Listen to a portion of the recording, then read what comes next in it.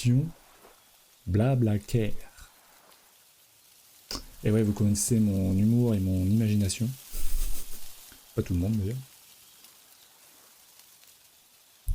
Mais ce sera le nouveau nom. À partir de maintenant. Blablacar. Je trouvais ça assez chouette pour l'anglicisme et le fait de prendre... que ça rejoigne des discussions de santé. Et ben ce soir, on va parler de quoi ce soir? On va parler de stress, d'anxiété, des facteurs, des phases, des symptômes et des petits tips, des petits éléments qui pourraient aider certains d'entre vous à avancer avec le stress, l'anxiété, essayer de mettre de la clarté sur tout ça. Et comme d'habitude, je vous attends dans le chat pour partager vos avis, vos expériences. Voilà, vos situations de vie, ce que vous traversez, n'importe quoi. Alimenter, discuter entre vous avec moi. Et rendons ces lives petit à petit dynamiques. Comme chaque semaine. Comme chaque semaine. Ah, attendez, parce que... Oh là là, il y a des gens qui J'ai des messages parce qu'il y a des gens qui savent pas se connecter. C'est rigolo. Ah, attendez, je m'occupe d'eux quand même. Faut s'occuper de ces braves gens. Hop, alors. Tac. Tac. Hop. Ok. Allez, allons-y. Hop. Donc comme chaque semaine, on va démarrer par des définitions. Parce que les définitions, on les oublie un peu trop souvent, mais elles nous apportent déjà pas mal d'infos par des mots qui nous permettent un petit peu de mettre de la clarté sur les mots, éviter de mélanger peut-être le stress et l'anxiété. C'est quoi la différence entre les deux? Parce qu'on a tendance à mélanger les deux. Et vous verrez que à la fois, c'est pas con, à la fois, c'est pas la même chose. Voilà. Et pour commencer, j'ai presque envie de vous demander, pour ceux qui sont connectés, si vous vous considérez comme quelqu'un de stressé, habituellement, dans votre vie quotidienne, quelqu'un d'anxieux, une personne anxieuse, ou les deux, ou aucun des deux. Hello Alexis, comment vas-tu? Du coup, on va commencer par la définition du stress. Donc comme d'habitude, j'ai pris plusieurs définitions. Là, on va avoir Larousse, le petit Robert, et même j'ai été chercher sur le site de l'OMS. Pour le stress, c'est indiqué état réactionnel de l'organisme soumis à une agression brusque. Et le petit Robert nous dit réaction de l'organisme à une agression, un choc physique ou nerveux, qui symbolise en fait une réaction d'alarme, mais ça on va le voir plus tard. Donc déjà, ce qui peut être là souligné, qui est hyper intéressant, c'est qu'on dit que c'est une réaction qui est physique et physiologique. Parce qu'on parle de réaction de l'organisme. Et quand on dit soumis à une agression brusque, alors on va le voir plus tard, c'est vachement plus nuancé que ça. Mais voilà. Et l'OMS nous dit le stress est un état d'inquiétude ou de tension mentale causé par une situation difficile. Alors eux, ils se sont pas trop foulés, hein. Qui est activé lorsque l'organisme perçoit que les stresseurs internes ou externes représentent une menace potentielle. Donc je trouve que ils ont mis pas mal de flou là où ça l'est moins dans les définitions du dictionnaire. Je pense que ce qu'ils ont voulu surtout marquer, c'est le stress chronique. Et finalement, vous allez voir que ça se rapproche vachement de l'anxiété.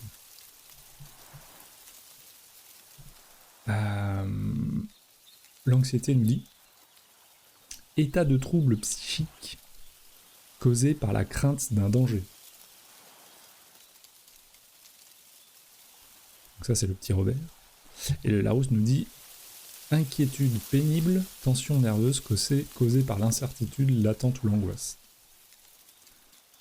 Donc en fait, là, la différence entre stress et anxiété, c'est que le stress, c'est le mécanisme, c'est la réaction du corps physiologique et physique, alors que l'anxiété, c'est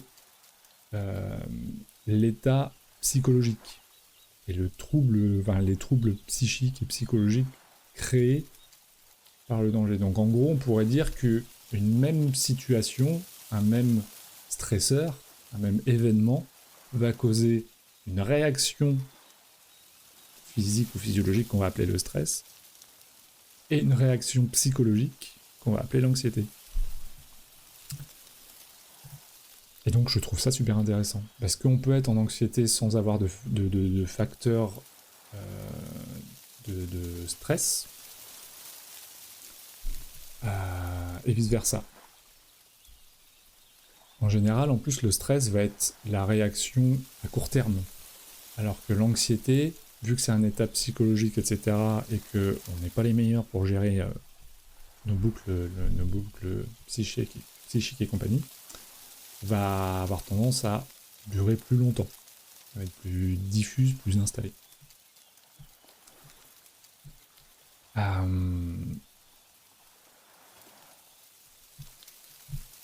Et moi, je savais pas, finalement, avant de faire ces recherches, etc. Maintenant, c'est vachement plus clair dans ma tête, et c'est pour ça que je trouve hyper intéressant ce petit live avec vous, de différencier les deux. Et de pouvoir poser des mots sur ce qu'on vit ou ce qu'on ressent, ou même quand on écoute des gens, quoi.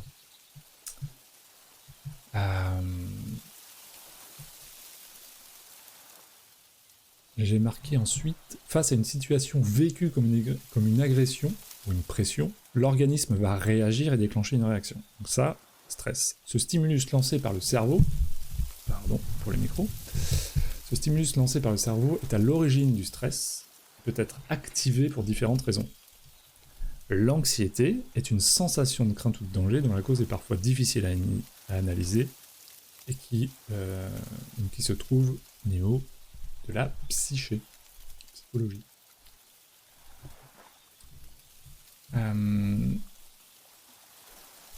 Pour définir un petit peu les facteurs du stress, ce qui peut nous mettre en situation de danger ou ce qui peut activer nos stresseurs, il y a des familles. En général, il y a 4 familles principales où il y a plein de situations de la vie de tous les jours, on peut caler ça là-dedans. Donc en facteur du stress, on a le contrôle, l'imprévisibilité, la nouveauté, le sentiment d'avoir l'ego menacé. En fait, par exemple, les questions de valeur, l'humiliation, tout ça, ça va être le sentiment d'avoir l'ego menacé, mais dans le contrôle, il va y avoir justement le fait d'avoir peur de cette perte de contrôle ou de partager le contrôle, ou le fait de ne plus avoir les choses en main sur tout un tas de choses du quotidien. L'imprévisibilité, donc ça va être finalement une espèce d'état de choc, c'est-à-dire que quelque chose d'imprévisible vous arrive, ça peut vous mettre en état de stress, parce que déjà il y a la surprise, donc il y a l'émotion de la surprise, mais qui va créer un ok, ça c'était pas prévu, qu'est-ce que je fais maintenant, et voilà, qui peut nous figer et compagnie. Donc on peut être rentré en état de stress par l'imprévisibilité. Et la nouveauté, c'est pareil, donc ça c'est l'inconnu finalement. Quand on dit la nouveauté, l'inconnu, c'est les deux faces d'une même pièce. Donc l'homme, globalement, n'est pas à l'aise et adepte de l'inconnu. Et c'est normal, parce que avant, sur la conquête des territoires, sur la découverte des nouveaux, j'en sais rien, des nouvelles espèces, des animaux, des bruits, des sons, machin, etc., toute nouveauté était considérée comme un danger. Donc en fait, on a gardé un petit peu ce fond, ce fond d'alerte quant à sortir de notre zone de confort, aller vers l'inconnu, aller vers la nouveauté. Hello Jean-Philippe, comment vas-tu?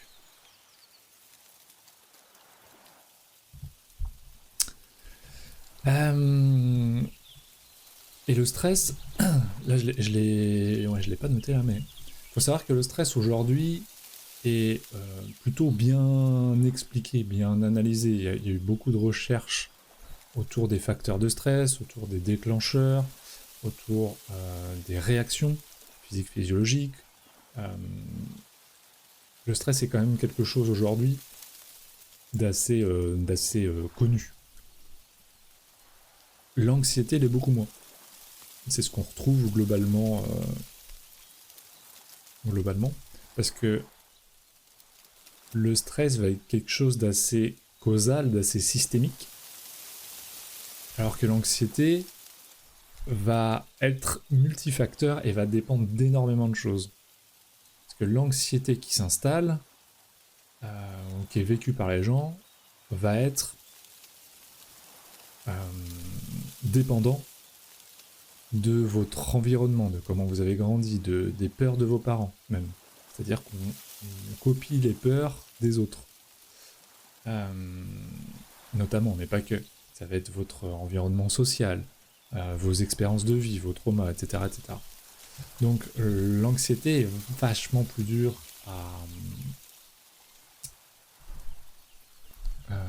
à expliquer et à clarifier, enfin voilà. Donc autant le stress est quelque chose d'assez, encore une fois, connu et clair, autant l'anxiété, en fait, va être du cas par cas. Hello Greg, comment vas-tu? Hello amigo.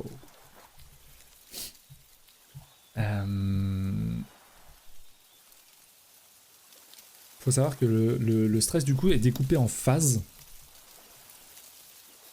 Il y a 3 phases principales. Donc c'est pour ça qu'on parlait tout à l'heure, je parlais de systémie et de causal. Il va y avoir l'alarme, l'alarme. Donc ça va être les stresseurs et voilà la phase de l'alarme. Ensuite, on rentre en résistance, c'est-à-dire que par rapport à cette alarme, on rentre en phase un peu de combat. Ok, je suis face à quelque chose qui me met en stress, donc il faut que je maintienne mes fonctions, mes sens, mes fonctions primaires, physiologiques, physiques, pour pouvoir encaisser ce moment de stress, cet état de stress. Et ensuite, on a la phase d'épuisement, parce que le fait d'être rentré en résistance et d'avoir fait appel à tout un cocktail chimique dans le corps qui se déroule, etc., notamment l'adrénaline, enfin plein de choses, et ensuite le corps va se relâcher et va rentrer dans un état d'épuisement. Donc le stress induit tout ça, c'est pour ça que, par exemple, quand on va rentrer dans de la nouveauté, ou j'en sais rien, on va un spectacle, on présente ou un oral devant la classe, on a tous connu ça, où on est en stress, une fois qu'on a fini l'oral, en fait, il y a un espèce d'état d'épuisement. Juste avant l'oral, on rentre en alarme. Pendant l'oral, on est en résistance. Après l'oral, on est en épuisement.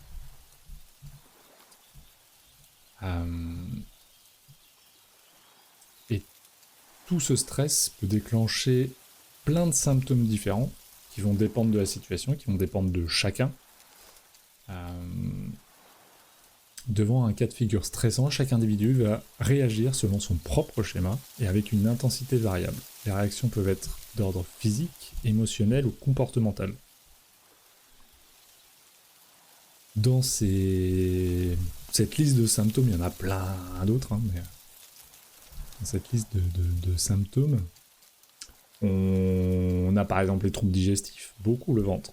On sait, deuxième cerveau, ça communique directement avec la tête via le système vagal. On peut avoir l'augmentation de la fréquence cardiaque, ça on le connaît tous. Difficulté à trouver le sommeil, une veille de rentrée par exemple, ça nous met en stress. Ou ça nous mettait en stress. Chute de cheveux, donc ça va être un peu comme les animaux, on le voit beaucoup par exemple chez les chats, c'est très parlant. Quand ils sont en état de stress, après, on peut ramasser les poils partout. Les maux de tête, maux de dos, tension musculaire, maladie de peau, peut déclencher des maladies de peau. Alors là, on est plus sur l'anxiété. Le stress va pas déclencher une maladie de peau à proprement dit, parce que la maladie de peau en général arrive avec du temps. Quand il y a quelque chose qui est soit récurrent, soit installé. Donc soit c'est un stress qui va être répété, donc là ça peut déclencher les maladies de peau, soit une anxiété chronique installée. Irritabilité, voire colère, donc ça c'est un peu pareil. Changement général d'humeur, donc ça va un peu avec l'irritabilité, je vais y arriver, pouvant aller jusqu'à la dépression ou le burn-out. Donc ça c'est stress répété, qui crée des troubles physiques, mais aussi, on l'a dit, du coup, psychique, donc là, anxiété, et l'anxiété, pareil, répétée et installée, peut créer une dépression, un burn-out. Transpiration, tremblement, et consommation en hausse de l'alimentation, du tabac, de l'alcool, du café, etc. Enfin, en fait, de substituts, tout simplement. De substituts. Une chose aussi où j'ai souri en le lisant et en faisant les recherches, c'est qu'on peut être en stress pour les choses positives, évidemment. En fait, le stress induit pas forcément que la situation est négative. Je parlais de l'oral à l'école, bon, c'est ni positif ni négatif, mais une grossesse, par exemple, un nouveau travail, une nouvelle compétence, enfin activité qu'on va commencer. On parlait de l'oral, mais ça peut être tout à fait première fois qu'on monte sur scène, que ce soit pour chanter, pour faire du théâtre ou n'importe quoi. Enfin, tout ça, quoi. Donc, le stress n'est pas... Enfin, les facteurs de stress sont pas forcément un danger pour sa vie.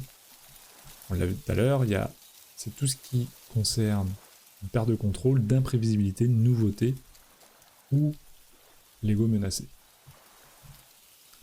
Bonjour les gens sur Facebook, je vois plein de gens connectés et je vois pas vu de bonjour. On oublie la politesse. On est stressé les gens. On a peur de dire des bêtises, de voir son nom affiché. Que je vous affiche. Vous inquiétez pas. Je suis gentil normalement.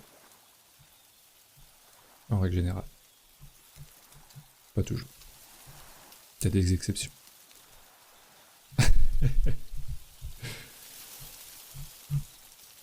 Maintenant qu'on a fait le tour un petit peu sur ce qu'est le stress, ce qu'est l'anxiété, ce qui déclenche les facteurs, les phases, les symptômes. Ce qui est intéressant aussi, c'est de voir un petit peu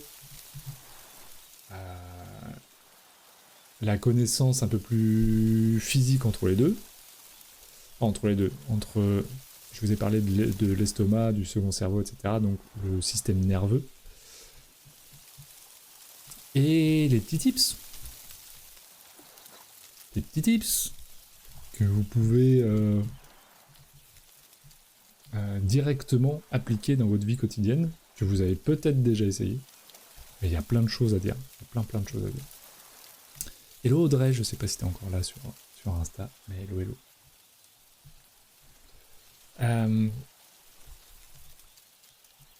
Tic, tic, tic. Il y a l'INSERM qui a fait une grosse étude. On va en parler, Jenny. Ok, on en parle maintenant. Avant de commencer, que je commence le reste. Jenny nous dit à confirmer, car j'ai pas retrouvé la source de l'étude, mais récemment on aurait découvert que l'humain n'a que 2 peurs innées, peur du vide et peur du bruit. Tout le reste serait acquis, surtout transmis par notre entourage. Oui, je l'ai vu aussi. Je l'ai vu passer. Je l'ai pas mis parce que j'ai vu plein de choses diverses et variées et qui rentraient un petit peu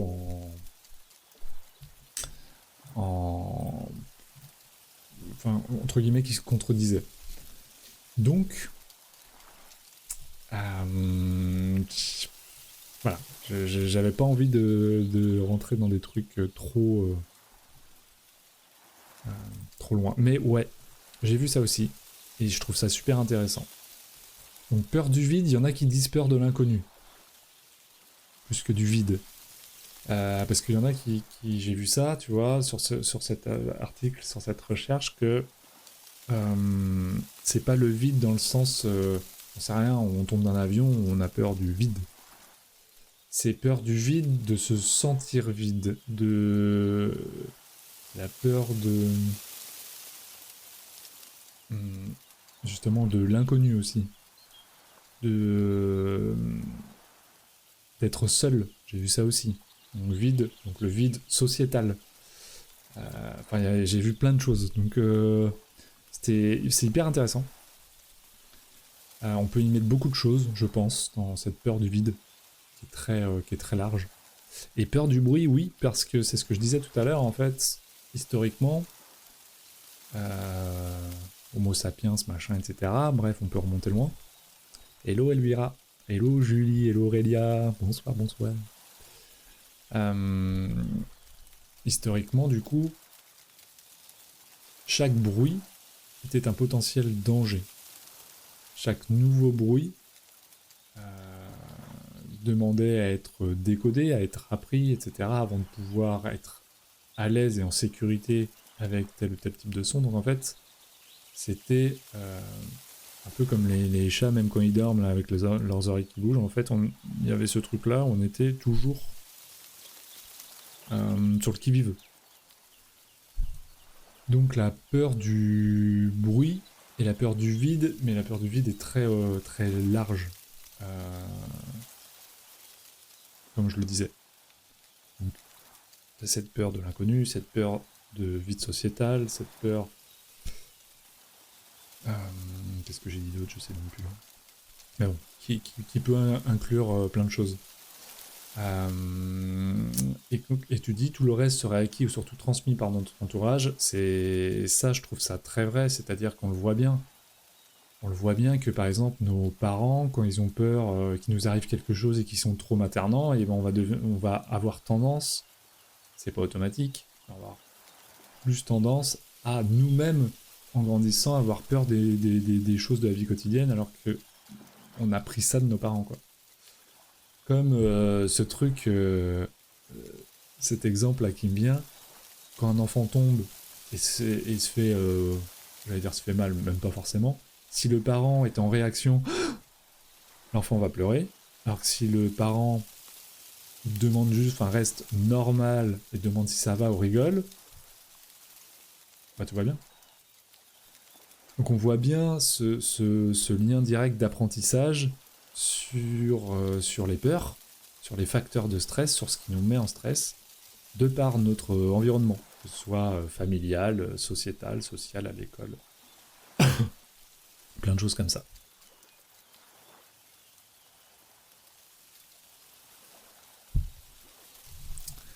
C'est de l'eau, hein. Je vous assure. Merci, Jenny, pour ce partage. Et Léra qui nous dit « Hello, je vous rejoins en cours de route. » Eh ben, bienvenue. T'as loupé plein de choses. Si t'as des questions, parce qu'on a vu coup, on parle de stress et de l'anxiété, mais on a vu les définitions, les différences, les facteurs, les phases, les symptômes, etc., etc. Et là, je voulais aller un peu plus loin parce qu'on a parlé de l'anxiété, donc cette étape psychologique. Et il y a un lien plus ou moins direct avec la dépression.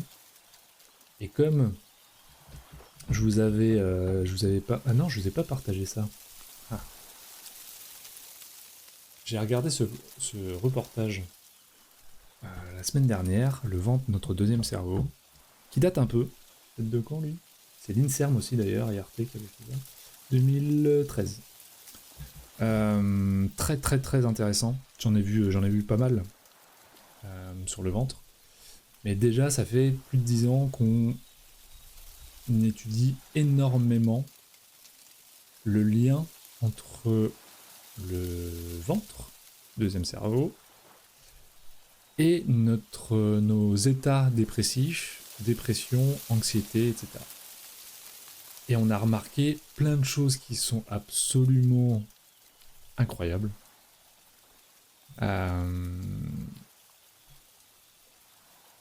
Donc je vais vous lire le petit texte de l'INSERM qui va résumer un peu ça. Hello Danaïs.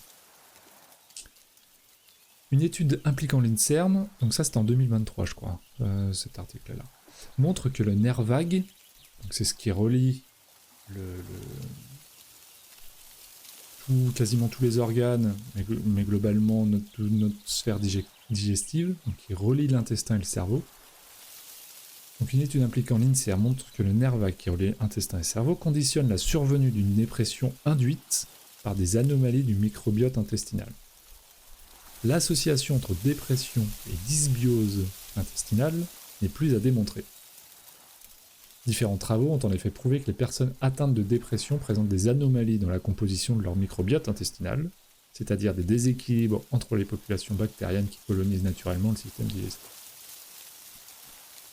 Certains sont déficitaires et d'autres au contraire sont en excès. En outre, transférer la flore tronquée d'un individu qui souffre de dépression à un autre sain suffit à déclencher une dépression chez ce dernier, confirmant un lien de causalité.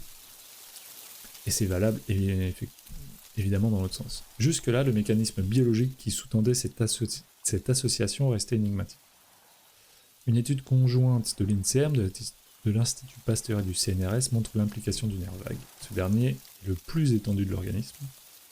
Il relie le cerveau à différents organes dans le système digestif et constitue un lien anatomique direct entre les deux. C'est du repeat. Mais... En outre, des bactéries intestinales sont retrouvées en proximité de ce nerf et impactent son activité. Et ce nerf donc, est relié à des régions cérébrales impliquées dans la gestion des émotions. Donc, le fait de vivre des stress répétés, vivre de l'anxiété, vivre des états dépressifs ou une dépression, indique directement un dérèglement de votre microbiote. Donc il y a tout un tas de choses qu'on peut faire pour équilibrer. On parle des probiotiques. Alors, probiotiques, on n'a pas encore assez de recul pour savoir vraiment quel type de probiotique. En fait, il faudrait faire à chaque fois une espèce de biopsie. Enfin, pas une biopsie, un prélèvement, en tout cas, de notre système. Donc ça va être au cas par cas. Comment est notre microbiote intestinal lorsqu'on est en dépression, voir les manques et les excès, et concevoir un cocktail de probiotiques spécifique à nous. C'est un peu sur ça qu'ils sont en train de bosser, a priori j'ai vu plein de trucs là-dessus.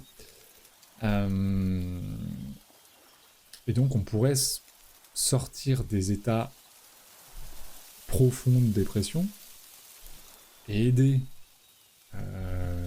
le corps, notamment juste en rééquilibrant la flore intestinale et le microbiote, et je trouve ça incroyable. Maintenant, c'est bien, mais si on n'élimine pas la gestion de ces émotions, la gestion de notre quotidien finalement, les facteurs environnementaux, etc. Bon, c'est pas GG quoi. Et rappelez-vous, il y a 2 semaines, j'ai fait un live sur le jeûne, puisque j'avais fait un jeûne hydrique. Et ben ça tendrait à vouloir dire que le jeûne hydrique, dans le cas d'anxiété ou... Enfin, d'anxiété, ouais. Alors dépression, j'imagine pas trop profonde, ou en tout cas vachement surveillée, pas le faire seul, parce que... voilà. Mais le jeûne pourrait être une solution de reset, de nettoyage de son microbiote, pour sortir des états, de ces états-là. Ça pourrait être super intéressant. Donc j'attends avec impatience plus de recherches là-dessus. Ou des exemples. Peut-être que vous avez déjà vécu ça, je sais pas. Mais je trouve ça incroyable.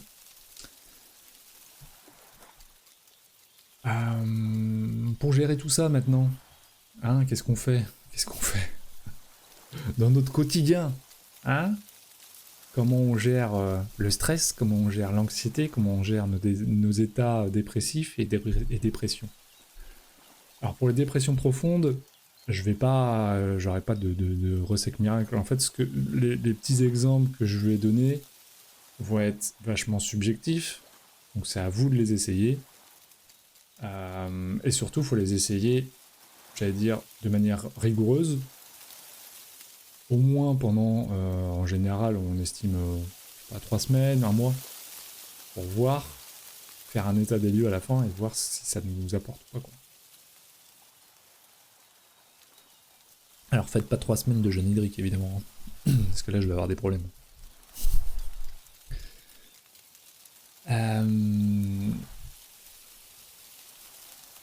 Donc, on nous parle de mindfulness, pour apprendre à gérer le stress.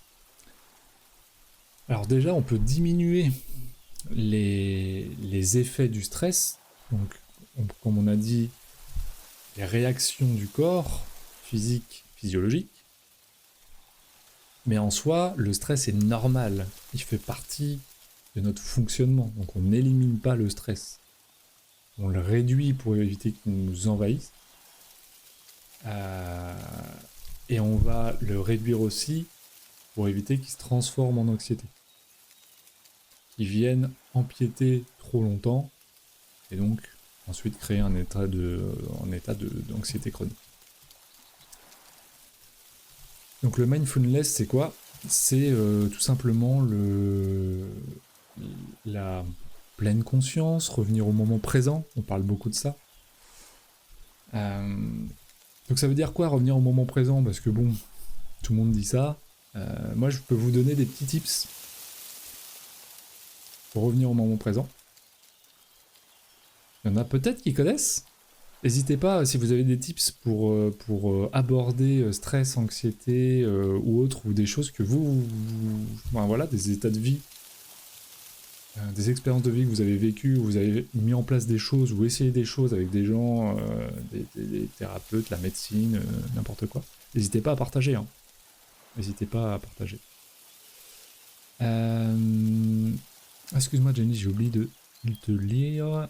Merci pour les éclaircissements, je suis preneuse de ton article sur les détails de la peur du vide. Je vais essayer de le retrouver. Parce qu'en fait, j'ai vu ça sur... en voyant l'article qu'on a dû voir tous les deux, j'ai tapé sur internet, je crois peur primaire, ou... Enfin, tu vois, j'ai fait plusieurs recherches comme ça. Et donc, je suis tombé sur ce que je te disais. En fait, j'ai fait une espèce de concaténation de différentes sources. Donc...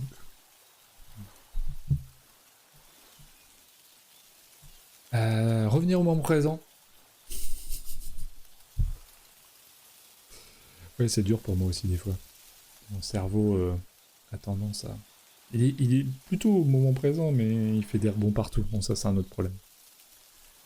Donc, pour revenir au moment présent, en fait, déjà, Pour moi, les gens qui sont dans l'anxiété chronique, il y a quelque chose qui est assez typique. C'est que ce sont des personnes qui sont beaucoup dans le passé, c'est-à-dire qu'ils vont ressasser le passé énormément, se refaire les scènes, mais si. Ou alors, il y a mon chat qui vient me visiter. Ou alors, dans le futur. Donc le fait de faire de la scénarisation. Et si. Le passé, on est plus sur du mais si, et le futur, on est plus sur du et si. Ou les deux. On fait la boucle. Et on a du mal à se retrouver au milieu de cette boucle, au moment présent. Donc là, pour revenir au moment présent, ce que je vais vous présenter comme petit tips, ça va demander de toute façon de l'hypervigilance de votre part au départ. Vous n'avez pas le choix, de toute façon, pour créer des nouvelles habitudes, des nouveaux circuits synaptiques, pour aider votre cerveau, pour le muscler, pour lui faire apprendre autre chose. On n'a pas le choix. Ça passe forcément par une phase d'hyperconscience, d'hypervigilance par rapport à ça. C'est comme un sportif, on va lui demander de modifier un geste qu'il a fait pendant 10 ans. Ça va être chiant au début, quoi. Mais il va le répéter jusqu'à que son nouveau geste rentre. Donc, revenir au moment présent, utilisez vos 5 sens. Un des 5 sens, ou plusieurs, vous faites le tour. Quand vous voyez partir dans le passé, partir dans le futur et que ça tourne, on se force, on revient dans le présent avec un de ces 5 sens. Qu'est-ce que je vois autour de moi? Oh tiens, il y a ça. Oh, il y a des oiseaux, il y a un arbre, il y a un mur blanc, il y a une caméra. Au toucher, qu'est-ce que je sens? Quelle est la matière? Est-ce que c'est doux, c'est rugueux, c'est chaud, froid? Quelle sensation? Qu'est-ce que j'entends?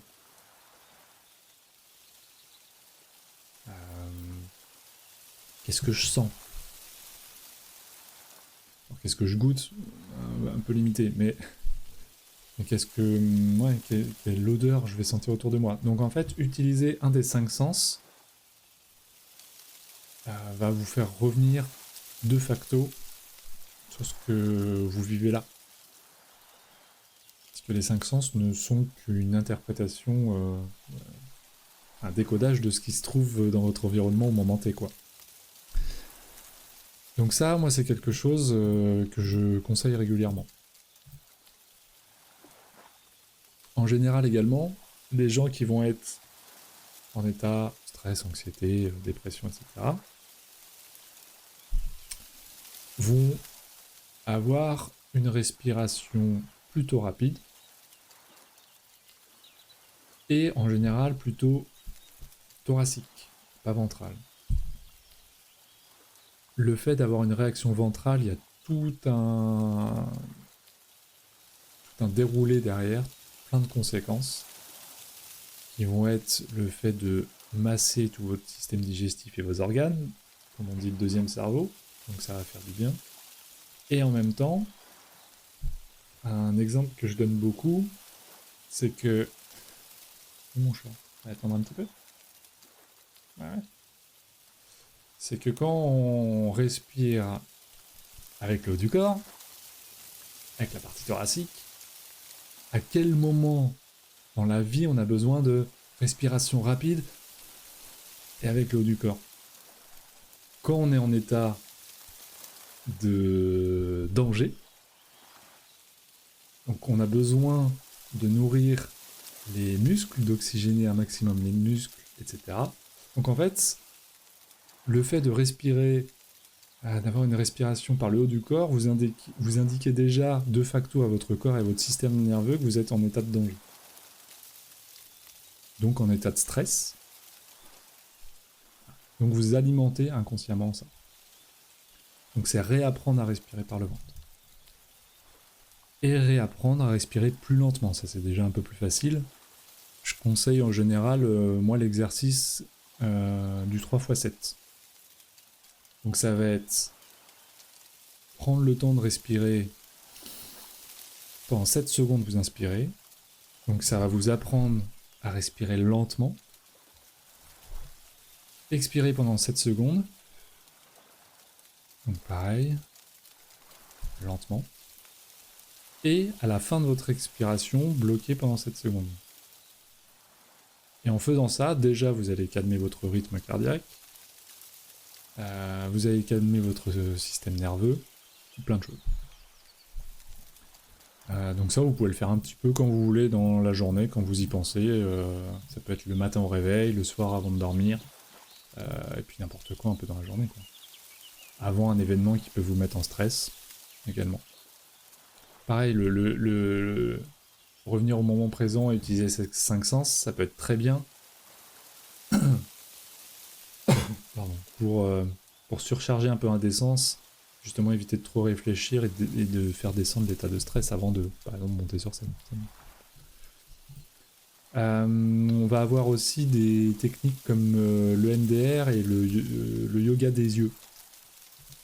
On sait qu'on peut stimuler notamment le nerf, le système nerveux via les yeux, via le nerf oculaire. Et reprogrammer certaines systémies, justement.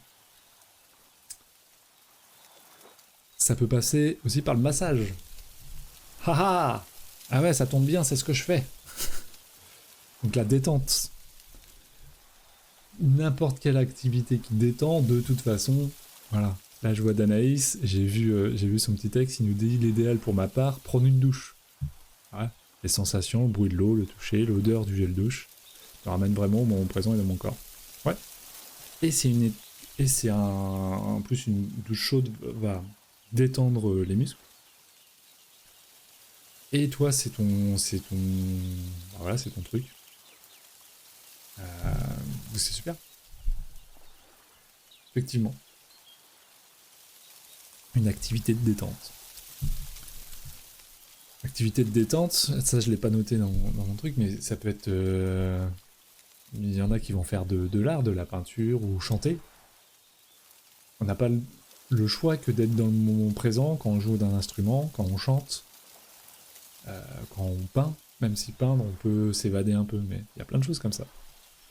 Team douche très chaude. Alors, de toute façon, mesdames, je veux pas faire une généralité, mais les douches très chaudes qui brûlent le corps, je sais pas comment vous faites. Voilà, je sais pas.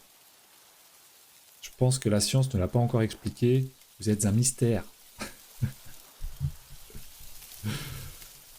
Aïe aïe aïe. Faut savoir que les douches chaudes c'est bien musculairement, les douches froides aussi ont un pouvoir de détente du système nerveux, donc détente foncièrement directement psychologique.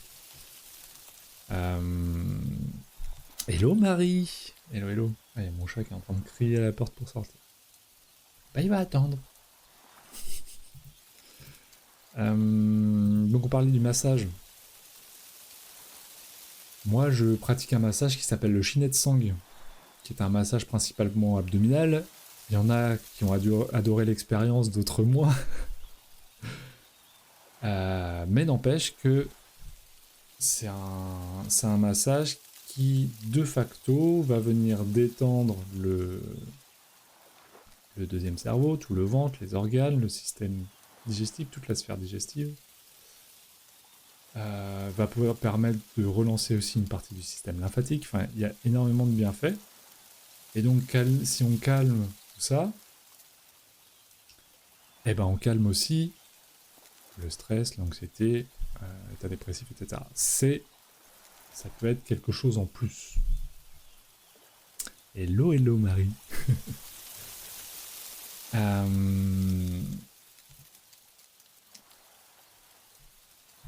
Et voilà. Voilà. Donc ça, c'est plein de petits tips qui vont vous permettre de mieux appréhender, soit en préventif, soit en curatif, vos états de stress, d'anxiété, et ou dépression, enfin état dépressif. Il y a quelque chose de beaucoup plus profond également dont on peut parler, mais là c'est vraiment, j'allais dire, là c'est plus un suivi au long cours.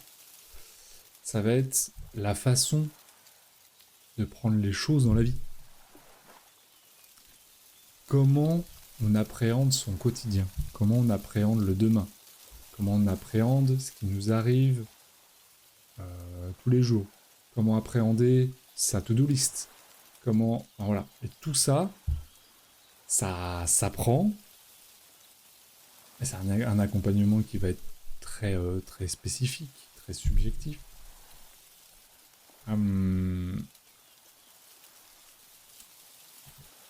Mais nécessaire si on veut éviter de retomber toujours dans ces états. Parce que, et ça nous coûte, physiologiquement, physiquement,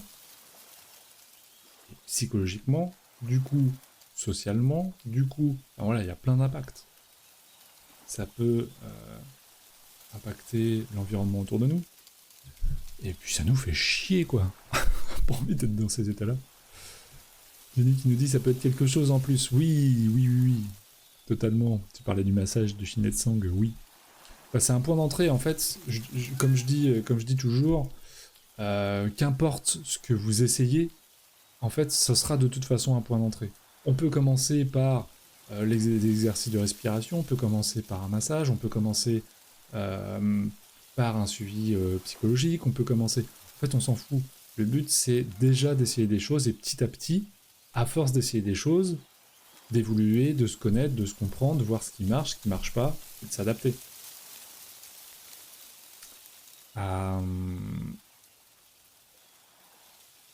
Voilà, pour moi, ça c'est le maître mot en fait. Ne pas oublier que toute sa vie, on ne fait que essayer. On essaye. Tous les jours, on est en train d'essayer. On peut prendre ça un petit peu comme un jeu quelque part.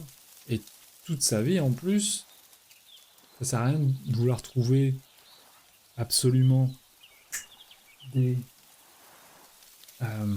solutions, des réponses, entre guillemets, à ces questions qui soient figées, puisque nos valeurs vont changer, nos besoins vont changer, nos goûts vont changer, enfin bref, donc c'est pas la question.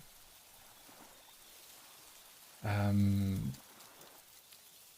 petit truc que j'essaye, petite graine que j'essaie de planter, chez les gens que je croise qui sont comme ça, parfois, je leur dis, pensez, vous faites rester à votre prochain pas. Pensez uniquement à la prochaine étape. Arrêtez de vous projeter et de scénariser des possibilités. Par exemple, j'en sais rien, un truc con, accident de voiture, vous avez un accident de voiture, vous allez dire « Ah merde, accident de voiture, ça va me faire chier avec l'administratif, je vais devoir aller chez le médecin, il faut que je fasse un constat, va falloir que j'appelle l'assurance, ça va nous coûter une blinde, mais en plus, est-ce que j'ai de la franchise, et comment je vais aller au boulot, et puis si se passe ça, va falloir que ça se trouve à finir à la casse, donc ça va falloir que je trouve une autre voiture, et puis... Waouh. Ok. Revenir au moment présent, c'est quoi la prochaine étape? Accident de voiture, est-ce qu'on va bien? Oui, non. Prochaine étape. On appelle l'assurance? L'assurance. Ça, c'est l'étape suivante. Ensuite, en fait, c'est de procéder toujours à l'étape et d'attendre le retour. Par exemple, l'expertise, en fait, ça sert à rien de vous dire « Ouais, mais si, machin, et de vous faire des nœuds au cerveau. » Tant que vous n'avez pas le retour, de toute façon, vous n'avez pas le retour, donc...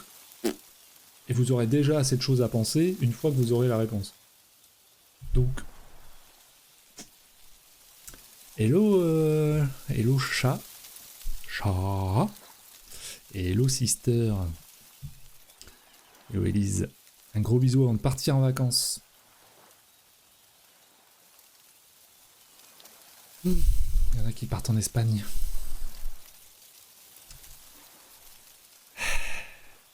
Donc Donc si vous avez besoin de vous venger sur quelqu'un, là, d'être jaloux de quelqu'un, ah, allez-y, il y a ma sœur, là.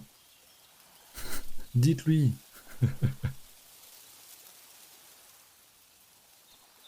Bisous à la famille et profitez bien. Profitez bien tous ensemble. Et on se revoit vite pour votre déménagement et tout ça, tout ça.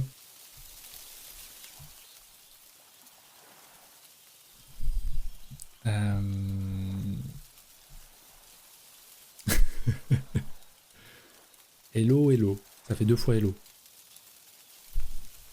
Et... Ce tombeau sera votre tombeau. Pardon. Ah ouais, je suis le défouloir. Exactement. Sister défouloir. Contre vos états de stress et d'anxiété, machin, un bon oreiller. Un défouloir. Alors vous pouvez prendre Sister.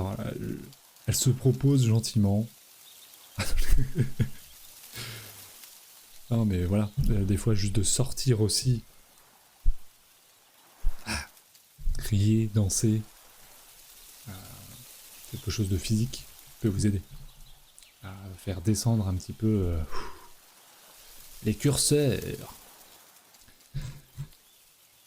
Ben voilà, moi j'arrive au bout de mon document un peu là, et puis du sujet du soir. Le sujet du soir qui était le stress, l'anxiété. Qu'est-ce que c'est, les différences, les liens, les facteurs, les phases, les symptômes. Tout ça, tout ça. La sister qui dit « Je suis un peu réactif, par contre, tout dommage sera complètement fortuit. » Ah bah oui, normal. Ah, œil pour œil, dent pour dent, je veux dire, à un moment donné, punching ball, oui mais non. Ah là là. Ouais, je vais finir par être le griffoir de mon chat, là, si je le fais pas sortir très bientôt. Est-ce que vous avez des questions, messieurs, dames? Des questions sur tout ce dont on a parlé, là? Ou des partages d'expériences? Ou de vous, ce qui vous fait du bien quand vous êtes en état de stress? Ou parce que vous avez traversé des burn-out, qu'est-ce que vous avez fait? Qu'est-ce qui vous avez fait du bien? Qu'est-ce qui a le mieux marché pour vous? Qu'est-ce que vous avez mis en place pour éviter que ça se reproduise? Ouais, tout ça, partagez, dites-moi. Et pendant ce temps-là, parce que je l'ai oublié, j'ai pas mon petit oracle là. Donc vous avez allez, 15 secondes. Alors on va faire comme Fort Boyard, 15 secondes. Je reviens, je vais chercher le petit oracle. Parce que comme chaque semaine, je vais tirer une petite carte pour ceux qui veulent. De cet oracle offert par une autre de mes sœurs. On n'est pas sur les lives. Et voilà. Donc n'hésitez pas à dire moi, pour ceux qui veulent une carte. Et sinon, partagez. J'arrive, 15 secondes.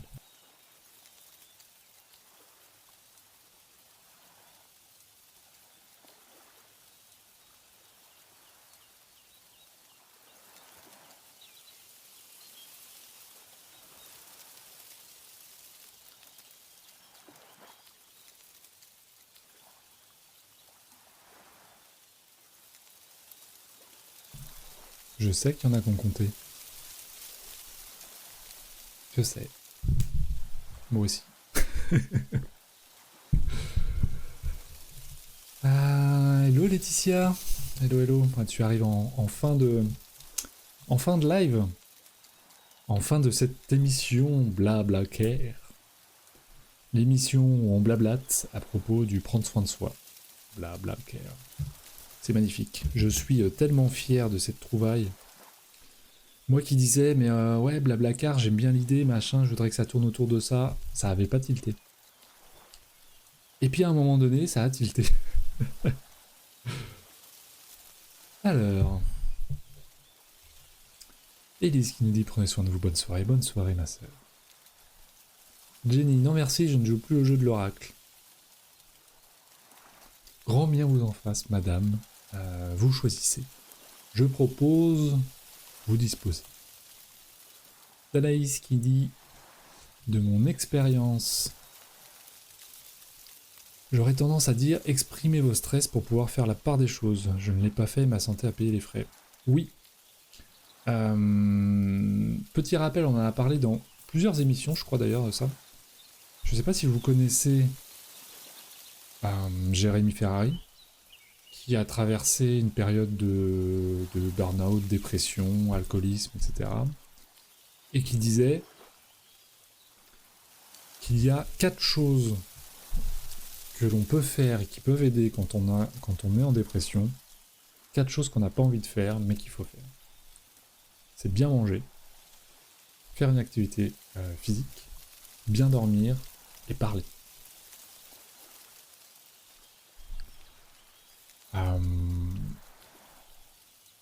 Je sais plus quelle émission c'était, ça aussi on en avait parlé. Et je l'ai là. Donc là je vais pouvoir vous le montrer ça. Hop. C'est la liste des émotions et des sentiments. Donc, il y en a un paquet. Il y a même une autre page. Vous trouvez ça assez facilement sur internet, hein, vous faites liste émotions, sentiments. Ou vous regardez le live aussi, qu'on avait fait, qui est disponible sur YouTube, en replay. Et en fait, le fait de pouvoir voir ce qui se cache, quels sentiments se cachent derrière vos émotions, donc derrière votre tristesse, derrière votre colère, déjà va vous aider. Si vous arrivez à identifier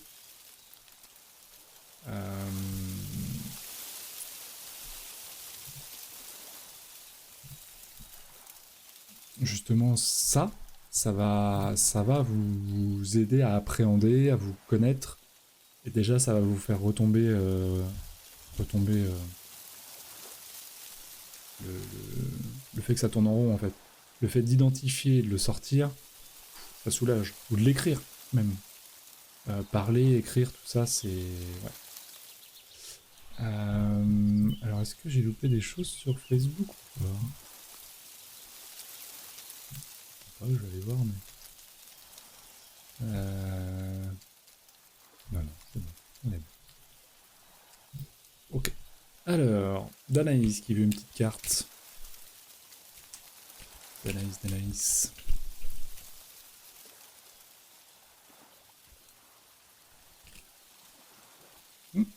Elle a sauté.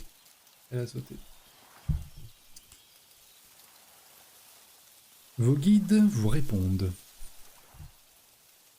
Sachez observer les symboles. Vos guides vous envoient des signes pour vous accompagner sur votre chemin de vie. Soyez attentifs aux heures miroirs, aux phénomènes inhabituels, ou tout simplement à cette petite voix intérieure qui résonne de temps à autre. Un message vous sera transmis dans les jours à venir. Il concerne la question qui vous préoccupe actuellement.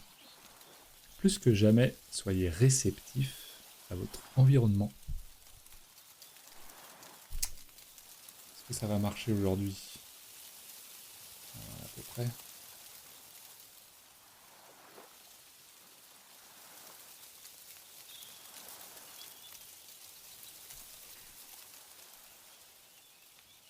Est-ce que quelqu'un d'autre veut une petite carte avant qu'on se laisse pour ce soir vous laisser à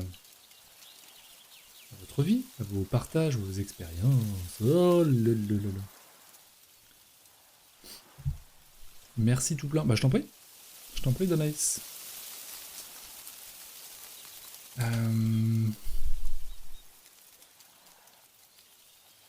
Est-ce que j'en tirerai pas une pour moi? J'en tire une pour moi? Allez, j'en tire une pour moi.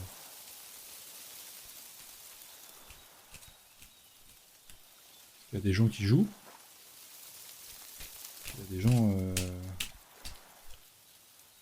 ils aiment pas jouer.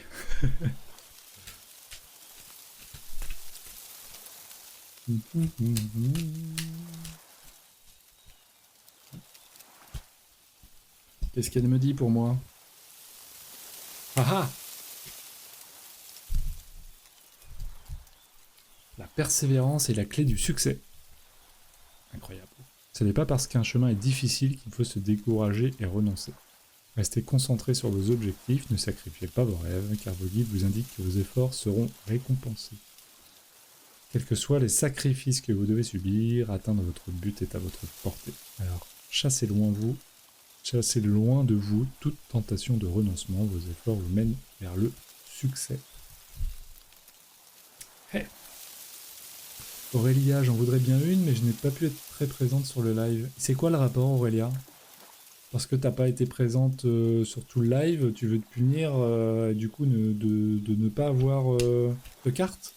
Ah non, j'ai pas été très présente, je ne mérite pas d'avoir une carte. Alors, Pouette, je vais te tirer une carte.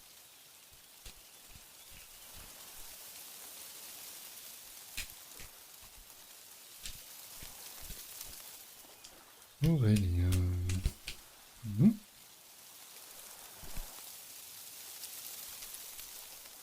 J'aime bien le titre de la carte. Le soleil se lève. L'avenir s'éclaircit. D'ici peu, les nuages se déchireront pour laisser place à la lumière d'un soleil nouveau. Vous sortez des brumes, de l'incertitude pour avancer vers un avenir beaucoup plus lumineux. Faites confiance au destin. Votre vie va prendre un nouveau tournant et vous permettra d'aborder un nouveau cycle, nettement porteur en termes d'épanouissement. Ça aurait été con de pas l'avoir, cette petite carte. N'est-ce pas?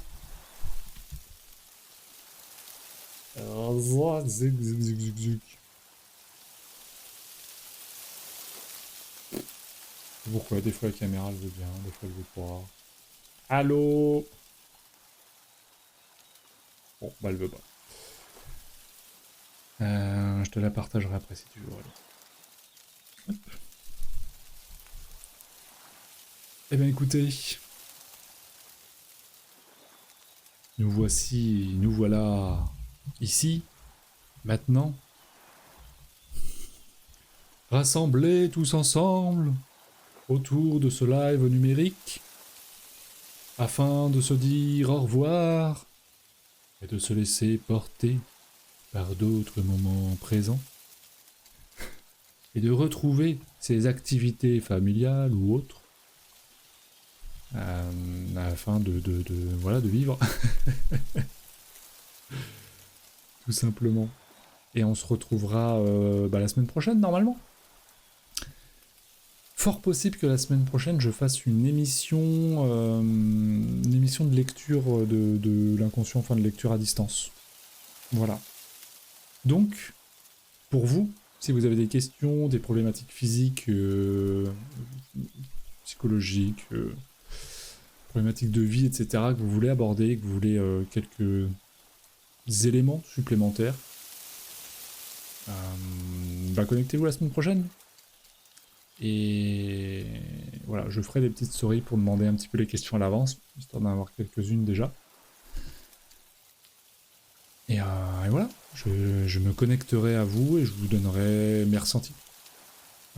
Des éléments sous-jacents qui peuvent se jouer derrière vos faits de vie, vos problématiques physiques, encore une fois, etc.